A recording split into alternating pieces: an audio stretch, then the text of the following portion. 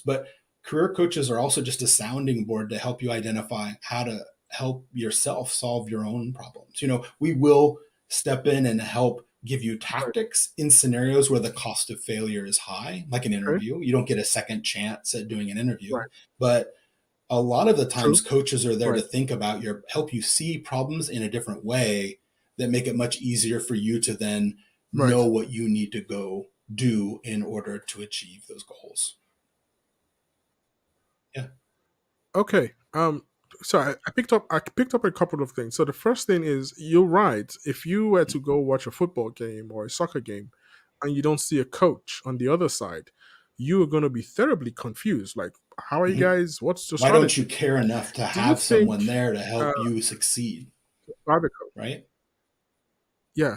So is it fair to assume that we just think we don't need one because it's not in a field that requires a coach? Like, because the natural thinking would be, Yeah. why do I need a coach? Yeah, Why should so I bother there's with a a coach? there's a couple of What's the assumptions we're point? working Yeah. on. One is my manager is will be great at supporting my career development. And after being in tech for 26 years, like I would say on the Ah, whole, I'm largely underwhelmed by the career support that I've received from my managers. right, And it's not because they're out to get me. It is because a lot of them don't necessarily have a right, skill set where they're a great people leader. They got into tech because they like the technical part. right. Some people got Yeah. into tech because they don't even want to Good. talk to Yeah. people. They want to write code, right? And then if you Yes. try to pick a good Yeah. leader in tech, it's harder to do because a lot of people get into tech for reasons that they don't want to interact with a ton of people. Not true for everybody, but Yes. there are some people who got into Yeah. tech because they're like, I don't want to have to interact with human beings. I want to write code and look at an IDE and I want to see my problems, right? So Yeah. I've also been fortunate enough, though, to have one or two standout managers that really showed me what was possible Okay.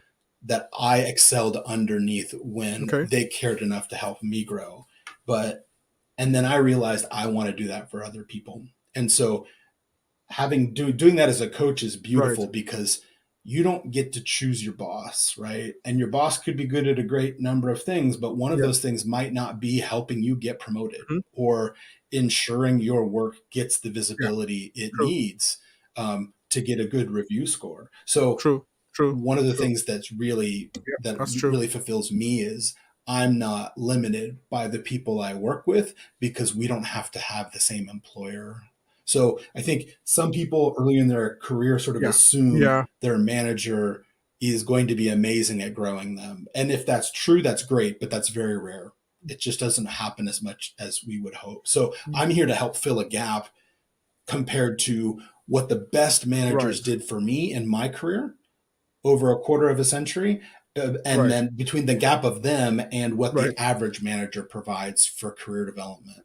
And I mean, and you can see it in, and especially Right. in cases like Right. where you and I work together, where you might not have a manager, Yeah. and you still need help with your career. Like, who do you turn to if you're unemployed or you're laid off? Or you're on sabbatical and now you want to Yes. get a Yeah. different job. You can't ask your boss about getting a different Right. job. They're unlikely to be very helpful Yeah. because that's in conflict That's with true. their interest, That's right? true. So I really enjoy being an advocate, someone that can be in someone's corner, regardless of what company they choose to move on to next.